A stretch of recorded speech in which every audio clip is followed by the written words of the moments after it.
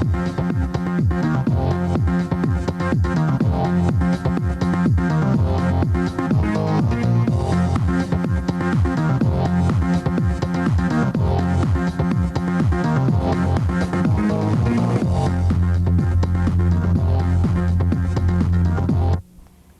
and welcome to Focus On. I'll be your host, Russell Kelly, and today I have Paul Willett, Ryan Gillis, and Dan Eisenberg from the Flags today. How are you guys? Great. Doing well. All right, now, Ryan, you're the team captain. How did you get to be where you are today? Coach Willett was my assistant coach last year in Bakersfield, California, and he ended up getting the job here at the start of, I think it was in May or June, got hired as the head coach here, and gave me a call to see if I'd be interested in playing for the Flags here in Port Huron, and kind of just talked it over. I think it didn't even take a day or two to kind of agree on for me to decide to come here, and it's been good so far. Everything's been great in the city. The organization's been first class for us, and the fans, the support we've had has been great. So I guess it was all to do with Coach Willett coming here was my decision on coming here also. Nice. Now, you're the coach of the team. How did you become the coach? Well, I was, I guess, chance meeting a couple years ago. I got a chance to meet our general manager, Herb Hammond. I was watching a game, Port Huron Beacons were playing, and I think they were playing in Flint Generals in a playoff game, and Herb came up to me and asked me who I was and who I was with, and I just said I was here scouting for a team in the East Coast Hockey League in Bakersfield, and we started talking, spent a couple days together, and last year when they, I guess, were awarded the franchise, he put a call into me, asked me if I'd be interested in coming over and interviewing for the job, and I got a chance to come in, interviewed for the job, and I guess they like what I had to say, so I signed a contract, and here I am. Sweet. Now, Dan, you're the team president. What exactly is the president? Well, it's everything that the vice president wishes he could be. No, I tell you, Russell, it's exciting because I have to wear many hats. I have to do just a whole lot of everything, and when one of my marketing employees will come up with a great idea for putting our focus on one particular game for a promotion or trying to get more attendance and whatnot, I then have to kind of oversee, how are we going to put that whole plan into place, and I have to watch how we're going to be able to do that. Same token, you're constantly trying to get the best out of your employees, such as a coach with his players. I have to find a way to get their best work ethic so that we can put our whole plan into place and see that the team is going to have success as far as what is the fans' responsibility. We have to get attendance numbers up and things like that to make it work. Now, what are you guys going to do to get the attendance up? Well, so far we've been doing pretty well. We're about, out of the 14 teams in the league, we rank 7th or 8th right now. We're, I think Port Huron averaged about 1,500 last year, and we're already right at about 2,400. So we've had a pretty good increase so far.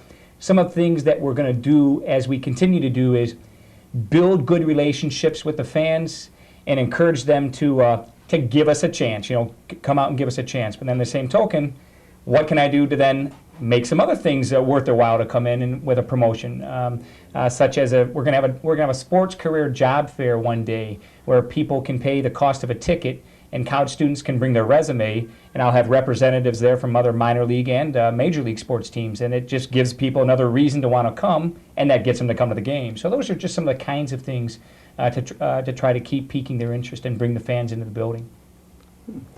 Now, how receptive is the community and all the other, businesses and all the people to get involved with the team? Well, so far, everybody's been very excited to see that we are a community-owned team, and they want to be a part of it. We've had one of my favorite sponsors so far is from Tim Hortons. They did the promotion with us with the Back in Black promo we did, where fans could come for a couple hours in the morning to come by Tim Hortons, and you'll get a free coffee if you yell, "The flags are back." And then at the same token, we were able to sell tickets on a 2-for-1 basis through that promo with Tim Hortons during that 2-hour span. So that's just an example that the restaurants, the hotels, the businesses, the banks, everybody is saying, you know what, let's get behind our team and get our name out there. And so far, they have been very, very receptive to being a part of us. Now, Ryan, what is your goals with the Flags? Like, what do you hope to accomplish with them? Well, I think coming in, we were pegged as an expansion team. It was a whole, we think there was 3 guys that played together for Port Huron last year that stayed with the team, so everyone else was a new team, and I think we were kind of pegged as, being a bottom team, I think. But the goals that we have as a team, we never really sat down and said we want to finish, first overall or anything, but I think as a team goals that we set just, was at least to make the playoffs. The top 8 teams make the playoffs, so we want to be in the top 8. Where we land after that, if we end up first, well, that's great, but you get in the playoffs and anything can happen, so our main goal was to make the playoffs, but I think you have a lot of little goals too, was, like Dan was saying, is to get fans in here and to have an entertaining product on the ice. We want to, no one wants to play in front of 1,000 fans. You want, want as many fans as you can, so if we're out there, we're playing hard and working hard and winning games. We're going to, get the fans in, and but I think mainly our goals is to make the playoffs and just to be competitive every night, to work hard, to show up, and really not take nights off, because the fans pay tickets, they pay money to get in there and to watch us, and they don't want to see us just go through the motions. They want us to work hard and compete every night, and that's what we've been trying, and that's probably your main goal. Any professional athlete is he wants to be known as a hard worker and a dedicated professional. So I think that's what we're striving for. What has the coach done to help you guys out? Does he help you guys at all with any of this, or? Oh yeah. Coach Willett come in. Actually, our last game, we were down. Score was 4-2 going into the third period, and they come in. He's not known as a yeller and screamer. He's actually pretty easygoing. He's kind of a player's coach, but there is a time to be stern. And he came in and gave us a blast, and basically said that if you don't want to be here, we'll see who wants to be here by your actions out in the third period. And guys, we as a team, we went out there and we played a really good third period. We ended up winning the game 5-4. So he, just from his motivation, he's getting us going, whether it's with practice, doing, going over our systems and stuff like that, as most coaches do. But I think it comes down to just personality and the way it's, I think all the guys are getting used to it now and kind of getting together more as a team and gelling. So I think it's coming along. Now, Coach, what are the areas you think your team needs to improve on? Pretty much consistency.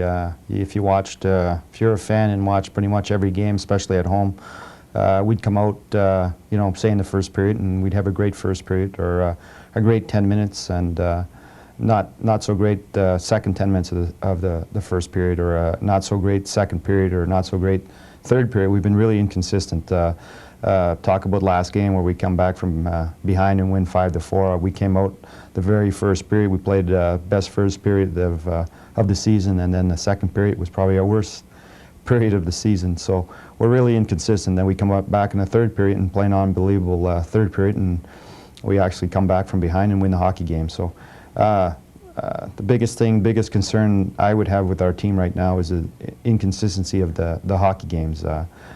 For some reason, we come out hard or we come out soft, but during the game, there's so many ups and downs. 4 or 5 minutes in a game, we might be playing really good. The next 4 or 5 minutes, really bad. So somehow we got to get all on the same page and try to put a 60-minute game together. Obviously, you don't.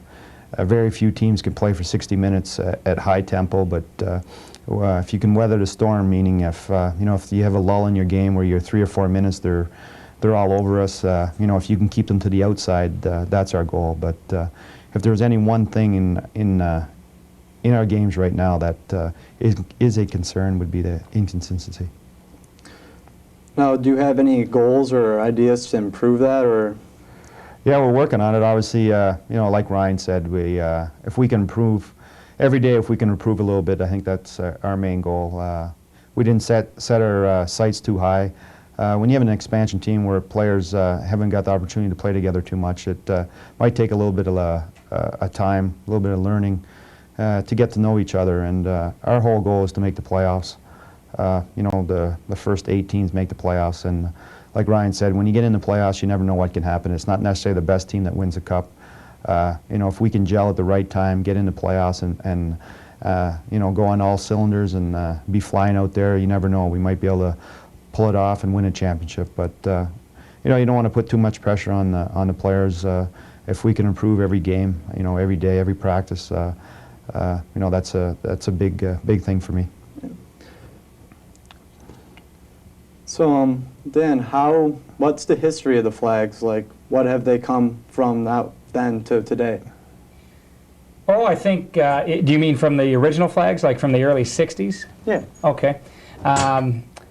Well, basically, our guys are a lot uglier than the guys back in the 60s. I mean, I tell you, no, just teasing. These guys, I think the game from the 60s and from the community there was a real heart and passion for the team during those years because they kind of grew up with the Flags. And the other thing is, it was a part of Port Huron's growth. It was a part of their history.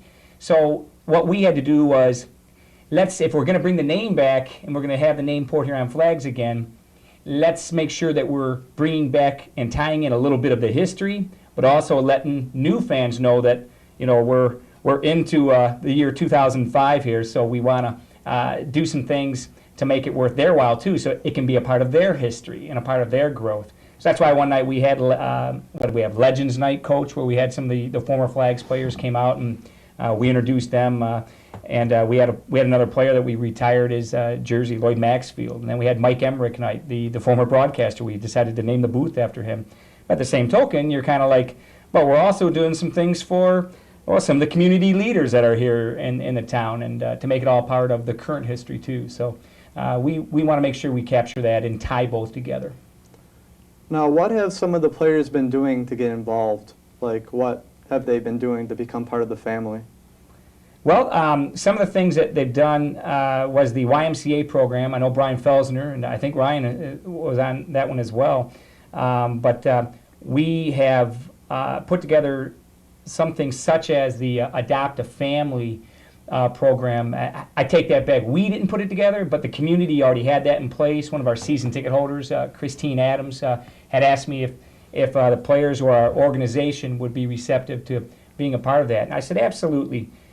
So we would be involved with purchasing some Christmas gifts, and then the players can have that opportunity to personally deliver those to some underprivileged families. And that's a neat thing because it's a double gift when they're like, hey, not only did I get a gift that was on my Santa list, but it was Ryan Gillis delivering it to me, or Jeff Cameron, or one of our players, and it just gives them that extra special feeling that our players care about the community, and that it because we know that, as you know, I mean, athletes are role models, and we want them to know that our athletes, they're pretty darn good role models. We got good guys. They when the coach was recruiting players, yeah, anybody can go out there and recruit a bunch of thugs, but why not recruit some guys that can not only play, but that also want to care about the community? And those were the stipulations if they were going to play in Port Huron. So we're excited about that, and we hope to keep those kind of relationships going for many, many years with our players and the community.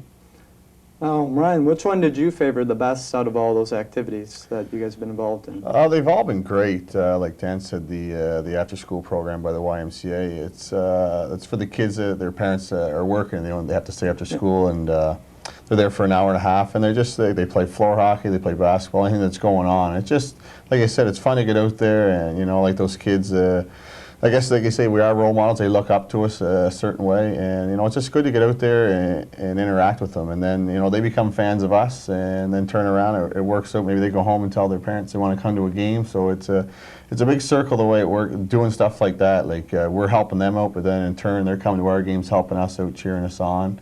And like Dan said, the Tim Hortons one, I think there was 2 or 3 guys that were there in the morning handing out coffees. Guys were working on the cash register. They were working the Beat Derek Atkinson's second job. Right? Yeah, he was doing the drive-through. So stuff like that. It's just fun to get out in the community and people get to know you and see you away from the rink. Like they see us on there with their gear and out playing and stuff, and they don't really get to know us. But when you have opportunities like that to meet the fans, and it's just good. It's a good rapport, and I think it's good for the players too. You get out there and you get to meet different people and different in their walk of life. You don't just see them as a fan. You see them as just a normal person, and I think it's been great. All those things we have. We've done other ones where you go to schools and you do readings for the kids that are grade 1, 2, 3, 4, and and they like it too. And it's just good. It's public exposure, and I think it gets us in the community. And like I said, it works all the way around. The community gets to see us, we get to see them, and like I said, just make it one big kind of happy family. Yep. Now, Coach, about the games coming up, what are some of your favorite teams to play? Like, what are some of the big games coming up that a lot of fans would like to see? Well, obviously talk first about, we have our first, I guess, official long road trip. We're going to be gone for about 6 days. We we leave Tuesday morning and spend about 10 hours on the bus, go to Glen Falls, New York, play Adirondack, Frostbite, 2 games up there. Then we go down to Danbury, New York, play them 1 game, and then on the bus again and go play Elmira first, and then Danbury. So we got kind of a long road trip, and I think it's a good time to get on the road, and I think everybody likes to get on the road. It's a little bit less stressful. You kind of get away, you kind of relax a little bit more. When you play it at home, you tend to maybe make the perfect play and try to please a lot of the fans, and that when you get on the road, you try to play a simple game. You simplify the game. You don't have to make that perfect pass or shoot that perfect shot. So it's always fun to get on the road. I know we have that road trip coming up, and then the following weekend I think we have Flint coming in. So we had some success against Flint, so we're looking forward to putting some wins together here on the road and coming back home, and hopefully by winning some hockey games it'll draw some more people to our games, and we'll show them what we can do when we get back home here after this trip. Earlier you said you had a question for me?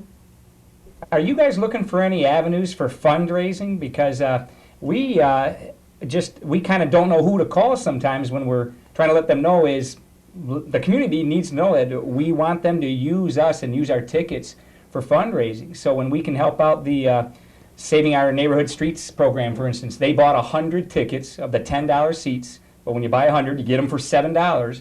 Well, then they were able to utilize and get some people on board to buy those for $10, the face value, and that raised $3 per ticket for their cause. So however we can help you with anything here at school, let me know if there's anything we can do with that regard, because it helps everybody. It's about the community, how we can help, and how we can get more people at our hockey games to want to use our product to do that. And the number is 982-FLAG. Can't forget that. So. To go on with Ryan and talked about the promotions that we do, talking to Dan and Herb Hammond as our GM, when we tried to build this hockey team, it spent what 4 or 5 months trying to build a hockey team. Obviously you want to build a team that win hockey games and build a team that on the ice we have a good product, but it's just as important that we bring in players that off ice are good people, and if you have the opportunity to meet some of these players, I take advantage of it. They're good people. They're like I said, they're out in the community. They're doing everything they can to promote the game, to promote the flags, to talk to children, to talk to kids about whatever it is. So a lot goes into building a hockey team, not just the product on the ice. You want to bring in good people, and I think this organization has brought in the right people, and people would be proud to be a part of this. Well, that's about all the questions we have for today. Thank you guys for coming, and I shall see you guys again and Focus On. Thanks for having us. Yes.